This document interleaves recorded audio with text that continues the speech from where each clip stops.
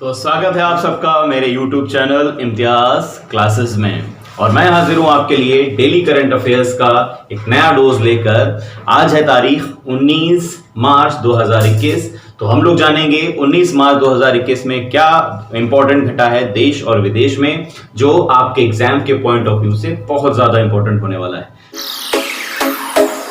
Study मतलब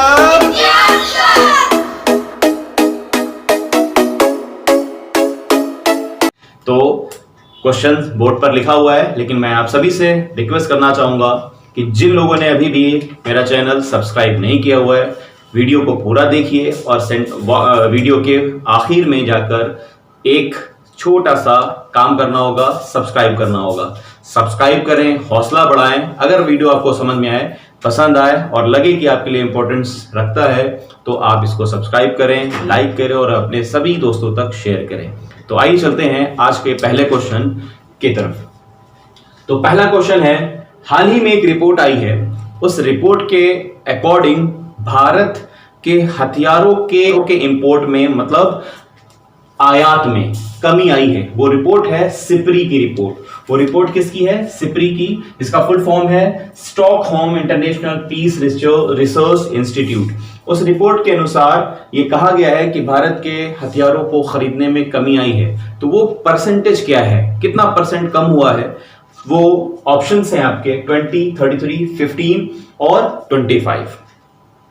अगर किसी को लगता है कि क्या ऑप्शन होंगे तो वो प्लीज आंसर करिए। पहले नोट्स बनाएं, कॉपी किताब लेकर बैठे हैं, नोट्स बुक तैयार रखें, नोट करिए। आप अगर डेली करंट अफेयर्स पढ़ना चाहते हैं तो आपको तरीका समझना होगा कि आप अपने नोट्स बनाने के काम को जारी रखें। नोट्स बनाइए, नोट्स बनाएंगे, लिखेंगे, तभी आपको ये समझ में आएगा और याद रहेगा ज्यादा दिनों तक। तो इसका सही आंसर जानने से पहले आप खुद एक बार ट्राई करें और कमेंट बॉक्स में चाहे तो कमेंट भी कर सकते हैं, फिर इसके आंसर को मैच करें। ठीक है, तो इसका सही आंसर क्या है? इसका सही आंसर है 33%। इसका सही आंसर है 33% आयात करने में हथियारों की कमी आई है। और आइए जानते हैं, सिप्री की बात हुई है तो क्या है Stockholm International Peace Research Institute. आइए चलते हैं, बात हुई है सिप्री की तो आइए जानते हैं सिप्री के बारे में। सिप्री का मुख्यालय ओस्लो, नॉर्वे में है। सिप्री की स्थापना 6 मई 1966 को हुई और इसके निर्देशक हैं डैन स्मिथ। इसके निर्देशक हैं, डायरेक्टर हैं डैन स्मिथ। ओके दोस्तों, चलिए आगे बढ़ते हैं और जानते हैं सिप्री के बारे में। पा रहे हैं, ये है Stockholm International Peace Research Institute का लोगो। इसी के अनुसार ये बताया गया है कि भारत के हथियारों के आयात में 33% की कमी आई है। ठीक है, चूंकि अगर इसको स्टैटिक जीके से रिलेट किया जाए तो स्टैटिक जीके यूं बनेगी। अगर आपसे क्वेश्चन पूछा जाए, पेपर में कई बार आया है कि भारत सबसे ज्यादा हथियार किस देश से खरीदता है, तो वो देश है रशिया या रूस। उसके बाद अमेरिका से खरीदता है। तो इन दोनों ही देशों में कमी आई है।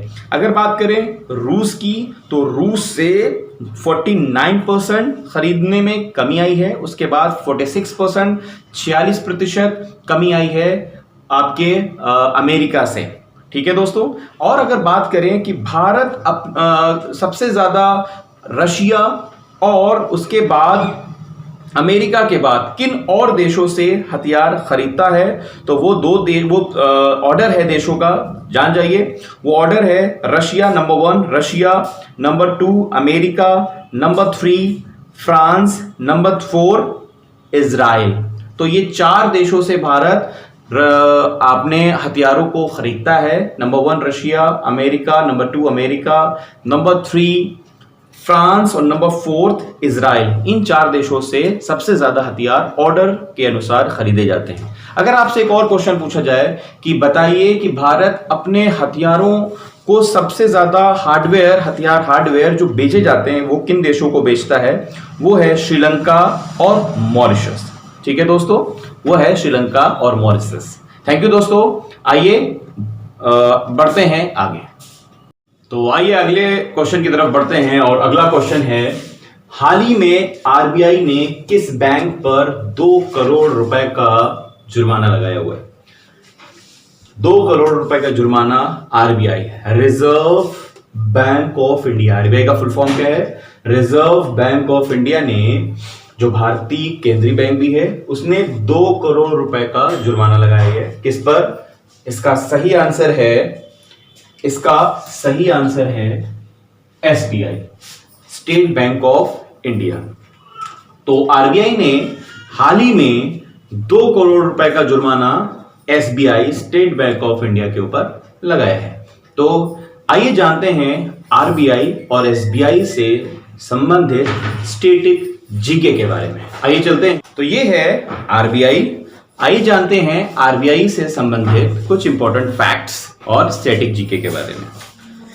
आरबीआई की स्थापना जिस रिकमेंडेशन या कमीशन के आधार पर हुई थी उसका नाम है हिल्टन यंग कमीशन।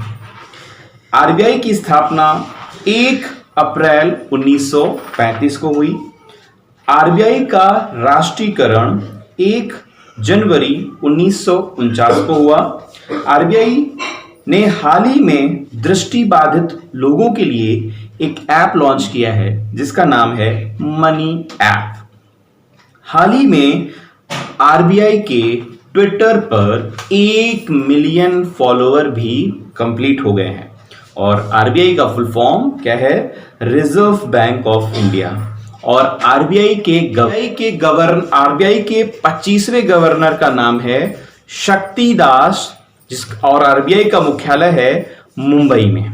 ओके, तो आरबीआई को जानने के बाद आइए जानते हैं एसबीआई के बारे में। ये है एसबीआई। एसबीआई के अध्यक्ष हैं दिनेश कुमार खारा। एसबीआई का मुख्यालय मुंबई में है और एसबीआई की स्थापना 1 जुलाई 1955 को हुई। ओके दोस्तों, आइए चलते हैं अगले क्वेश्चन की तरफ। दोस्तों आगे बढ़ते हैं क्वेश्चन नंबर 3 की तरफ। क्वेश्चन नंबर 3 है, हाल ही में दुनिया की सबसे प्रदूषित राजधानी किसे घोषित किया गया है? हाल ही में एक रिपोर्ट आई है और रिपोर्ट प्रकाशित की गई है वर्ल्ड एयर क्वालिटी रिपोर्ट के अनुसार, WAIQR के हिसाब से। उसमें बताया गया है कि दुनिया की सबसे प्रदूषित जो राजधानी है वो कौन सी है। तो आइए चलते हैं ऑप्शंस की तरफ। और आपको करना क्या है, कॉपी और अपने नोट्स बुक बनाकर तैयार रखिए और उसे नोट करते जाइए। क्वेश्चंस को नोट करिए, खुद करने की कोशिश करिए, फिर मैच करिए।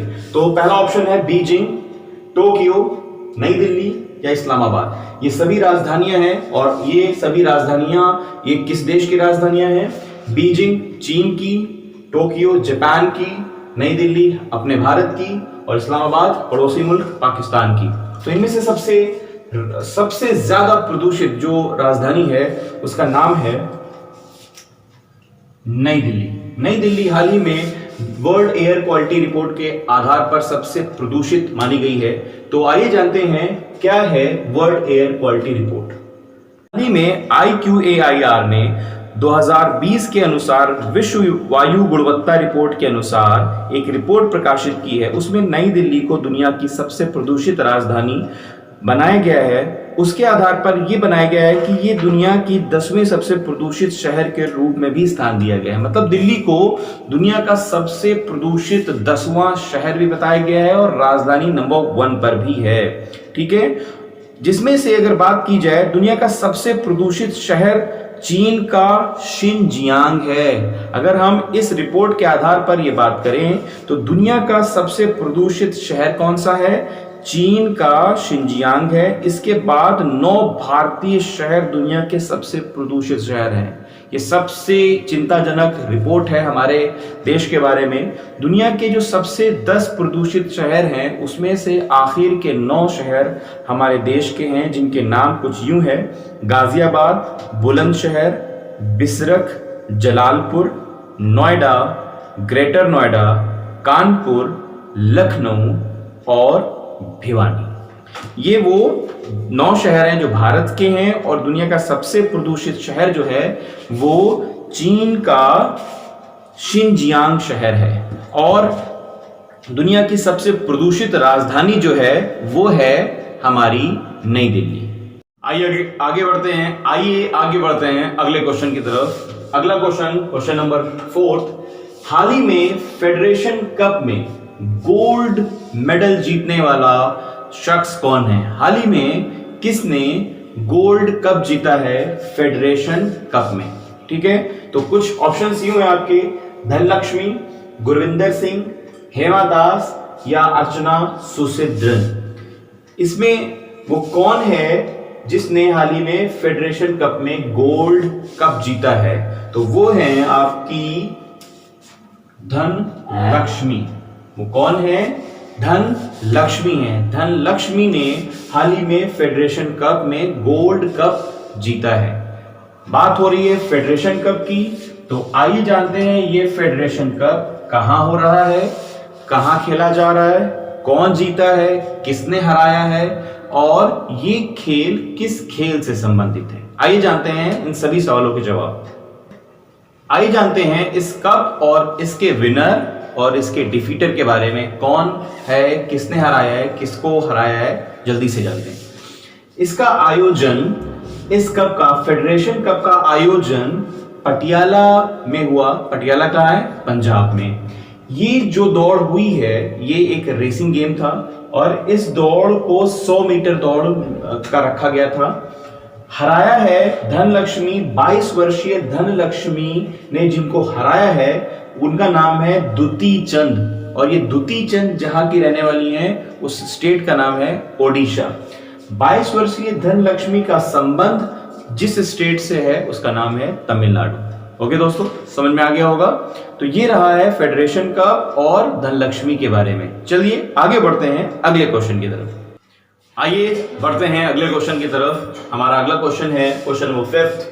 हाल ही में पूर्व प्रधानमंत्री मौदूद अहमद का निधन हो गया है, वो किस देश से संबंधित है? मौदूद अहमद का निधन हुआ है और वो किस देश से संबंधित है? ऑप्शंस हैं इंडोनेशिया, बांग्लादेश, पाकिस्तान और ईरान। ये वो 4 ऑप्शन हैं जिनमें आपको ढूंढना है आपका सही आंसर क्या है। तो इसका सही आंसर है बांग्लादेश। बांग्लादेश के पूर्व प्रधानमंत्री मौदूद अहमद का निधन हो गया है, तो बांग्लादेश आया है। तो आइए जानते हैं हाल ही में बांग्लादेश से संबंधित क्या इंपॉर्टेंट घटा है और उससे संबंधित स्ट्रेटेजी के क्या हो सकती है। तो जानते हैं हाल ही में भारत और बांग्लादेश के बीच क्या इंपॉर्टेंट घटा है जो बेहद इंपॉर्टेंट है।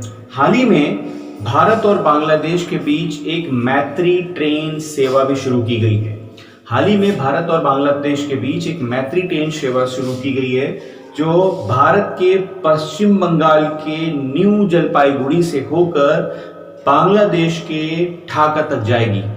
फिर से सुन लीजिए, यह भारत के पश्चिम बंगाल से होते हुए, भारत के पश्चिम बंगाल के न्यू जलपाईगुड़ी जिले से होते हुए ढाका तक जाएगी। और इसे किस दिन चलाया गया है? इसे बांग्लादेश के मुक्ति दिवस की वर्षगांठ पर, जो 50वीं वर्षगांठ थी, उसके दिन चलाया गया है। ओके दोस्तों, तो ये है भारत और बांग्लादेश से संबंधित वो करंट फैक्ट। आइए जानते हैं इससे स्टैटिक जीके किस तरह रिलेट हो सकती है। आइए चलते हैं इसके स्टैटिक जीके भारत और बांग्लादेश से संबंधित, भारत और बांग्लादेश से संबंधित स्टैटिक जीके की तरफ। आइए चलते हैं, आइए जानते हैं भारत और बांग्लादेश से संबंधित कुछ स्टैटिक जीके के बारे में। तो जैसा कि आप मैप में देख पा रहे हैं, ये है इंडिया का मैप जिसमें आपको बांग्लादेश दिखाई दे रहा है। ये रहा हमारा बांग्लादेश, ये बांग्लादेश है, देख पा रहे हैं आप, ये बांग्लादेश है और ये हमारा इंडिया है। और ये जो स्टेट्स हैं इनको 7 बहनों के नाम से भी जाना जाता है। ये उत्तर पूर्वी हमारे स्टेट्स हैं, उत्तर पूर्वी राज्य हैं। इनको किस नाम से जाना जाता है? इनको नाम से जाना जाता है, ये हमारे 7 बहनें, 7 सिस्टर्स भी ये कहलाते हैं। इनके नाम क्या हैं? अरुणाचल प्रदेश, असम, मेघालय, मणिपुर, मिजोरम, नागालैंड और त्रिपुरा। ये हमारे 7 स्टेट्स हैं जिनको क्या कहते हैं? 7 सिस्टर्स या 7 बहनों के नाम से जानते हैं। ठीक है, आइए बात कर रहे थे बांग्लादेश की। तो आपसे पूछा जाता है कि बताइए भारत की सीमा वो देश कौन है जिसमें भारत की सीमा सबसे ज्यादा लगती है? तो उसका नाम बांग्लादेश ही है। इसमें सीमा लगती है जो है उसकी संख्या है, उसकी किलोमीटर संख्या है 4096। तो कितनी लगती है दोस्तों? 4000, यहां पे मैं लिखता हूं, यहां दिख रहा होगा 4096, 4096 किलोमीटर की सीमा रेखा भारत और बांग्लादेश के बीच में, जो भारत के किसी भी पड़ोसी देश से सबसे ज्यादा है। अगर बात करा दूसरी को स्टैटिक जीके का क्वेश्चन बनता है कि बताइए बांग्लादेश किन स्टेट से जुड़ता है, उनकी संख्या क्या है? तो उनकी संख्या है 5। बांग्लादेश जिन भारतीय राज्यों से जुड़ता है उनकी संख्या 5 है। संख्या कितनी है? तो सवाल पूछा जाता है आपके एग्जाम में कि बांग्लादेश भारत के कितने राज्यों से जुड़ा हुआ है? तो भारत के 5 राज्यों से बांग्लादेश जुड़ा हुआ है। उनके नाम है मिजोरम, उसका नाम है, दूसरा है असम, देख पा रहे होंगे आप, तीसरा है मेघालय, चौथा है त्रिपुरा और पांचवा है आपका पश्चिम बंगाल। दोबारा एक बार ध्यान से देख लें तो पहला है पश्चिम बंगाल, दूसरा है ये है आपका असम येलो वाला, तीसरा है त्रिपुरा, चौथा है मेघालय और पांचवा है मिजोरम। इन राज्यों से बांग्लादेश की सीमा रेखा जुड़ती है। एक और क्वेश्चन बेहद इंपॉर्टेंट पूछा जाता है आपसे कि बताइए कि 0 डिग्री रेखा क्या होती है? मैं यहां पर लिख रहा हूं, दिख रहा होगा आपको, देखिए 0 डिग्री रेखा क्या होती है? 0 डिग्री रेखा, 0 डिग्री रेखा क्या होती है? 0 डिग्री रेखा जानते हैं क्या होती है दोस्तों? त्रिपुरा और बांग्लादेश के बीच 0 डिग्री रेखा कहलाती है। क्यों कहलाती है? क्योंकि ये बेहद ही कम किलोमीटर में है। मतलब त्रिपुरा से बांग्लादेश की जो सीमा रेखा है वो सिर्फ कुछ ही किलोमीटर है, इस वजह से इसे 0 डिग्री रेखा कहते हैं। ओके दोस्तों, उम्मीद है आपको जरूर समझ में आया होगा। आइए बढ़ते हैं अगले क्वेश्चन की तरफ। आइए दोस्तों आगे बढ़ते हैं आज के आखिरी क्वेश्चन की तरफ।